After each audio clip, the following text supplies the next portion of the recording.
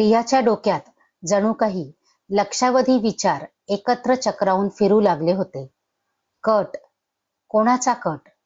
समर, तुम्ही नक्की काय बोलत आहात? रियाचा आवाज भीतीने आणि अविश्वासाने थरथरत होता.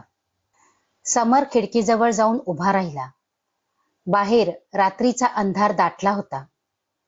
त्याच्या डोळ्यात भूतकाळातील वेदनादायक आठवणी दाटून आल्या होत्या. तो हळू आवाजात बोलू लागला. 5 वर्षांपूर्वी माझी आणि विक्रमची भेट झाली होती. विक्रम माझा कॉलेजपासूनचा सर्वात जिवलग मित्र होता. विक्रम आणि त्याची पत्नी अनघा माझ्या कुटुंबासारखेच होते.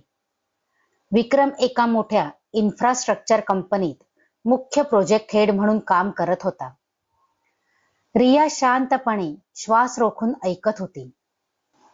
समर पुढे म्हणाला, एक दिवस ते दोघे मुलांसोबत वीकेंडला फिरायला गेले होते, पण परत आलेच नाहीत. त्यांच्या कारचा भीषण अपघात झाला. विक्रम आणि अनघा जागीच गेले. मुलं मात्र सुदैवाने सुरक्षित वाचली.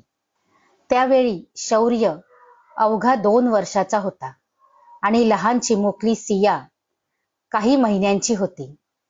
रियाच्या डोळ्यात अश्रू आले. अरे रे, मग पुढे काय झाले? समरचा आवाज कठोर झाला. अपघाताची बातमी समजताच विक्रमच्या नातेवाईकांचा आणि सहकाऱ्यांचा खेळ सुरू झाला.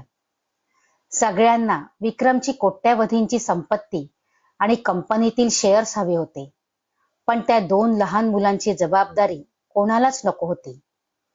एका नातेवाईकाने सांगितले की आम्ही सांभाळू शकत नाही. दुसऱ्याने जागेचे कारण दिले, तर काहींनी तर त्या निष्पाप मुलांना अनाथ आश्रमात पाठवण्याचा क्रूर सल्ला दिला. रियाच्या अंगावर काटा आला.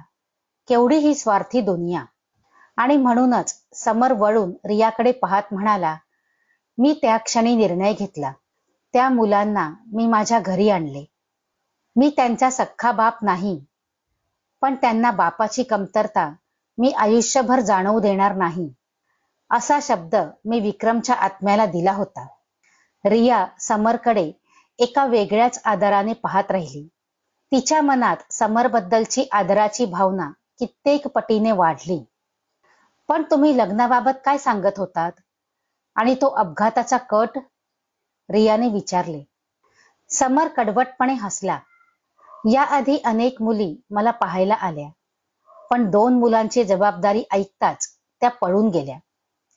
काहींनी तर मला सरळ मूर्ख म्हटले की दुसऱ्यांच्या मुलांसाठी स्वतःचे आयुष्य का खराब करतोस? रिया, तुझ्याशी लग्न करण्यापूर्वी मी तुला हे सर्व सांगणार होतो, पण मला पाहायचे होते की तू या मुलांवर जीवापाड प्रेम करू शकतेस का, आणि तू ते सिद्ध केलंस. रियाच्या डोळ्यात पश्चातापाचे अश्रू आले. मला माफ करा समर, मी सुद्धा सुरुवातीला तुमच्याबद्दल असाच चुकीचा विचार केला होता. समरने तिचे हात हातात घेतले. असू दे, आता तो भूतकाळ विसर. पण आता सर्वात महत्वाची गोष्ट ऐक.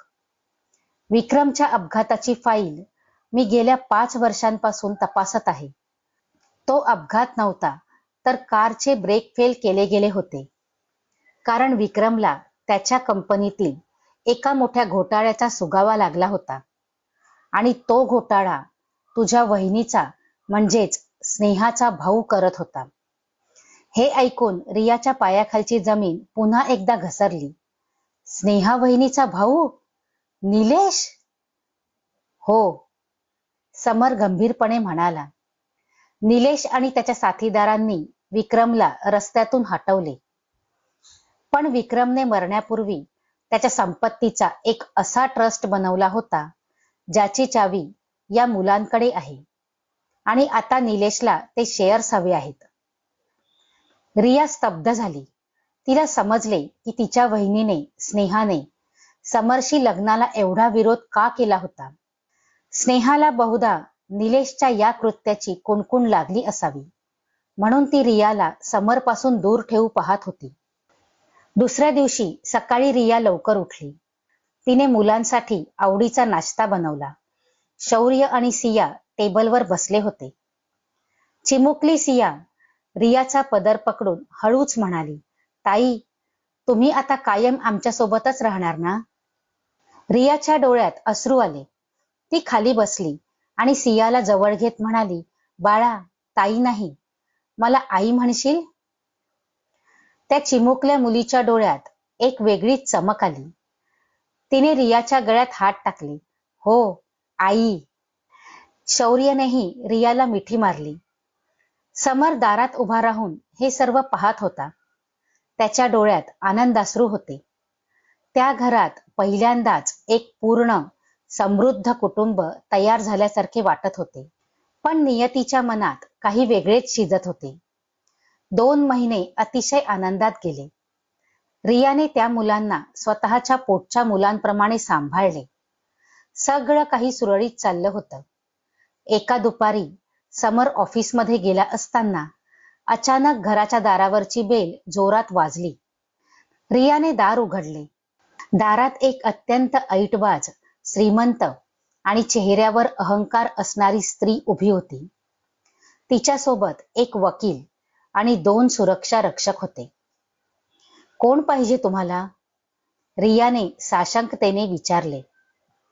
ती स्त्री घरात शिरत घरातील फर्निचरवरून नजर फिरवत म्हणाली, शौर्य आणि सिया कुठे आहेत?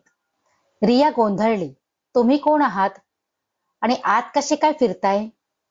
त्या स्त्रीने तिच्या महागड्या पर्समधून एक जुना कौटुंबिक फोटो काढला आणि रियाच्या समोर धरला. मी रंजना, अनघाची म्हणजेच मुलांच्या खऱ्या आईची सख्खी मोठी बहीण. घरात एकदम शांतता पसरली. तेवढ्यात मागून समर घरात आला. रंजनाला तिथे पाहून त्याच्या चेहऱ्याचा रंग उडाला. रंजना, तू इथे काय करतेस? समरचा आवाज कठोर झाला. रंजनाने उपहासाने हसत पुढचे वाक्य उच्चारले, ज्यामुळे सर्वांच्या पायाखालची जमीन सरकली. मी माझ्या भाच्यांचा कायदेशीर ताबा घ्यायला आले आहे. या मुलांची सख्खी मावशी मी आहे. त्यामुळे त्यांची मालमत्ता आणि मुले माझ्याकडेच राहतील. 5 वर्ष कोणालाही न दिसलेली मावशी रंजना अचानक का आली होती? रिया आणि समर या कायदेशीर वादळातून मुलांना कसे वाचवणार?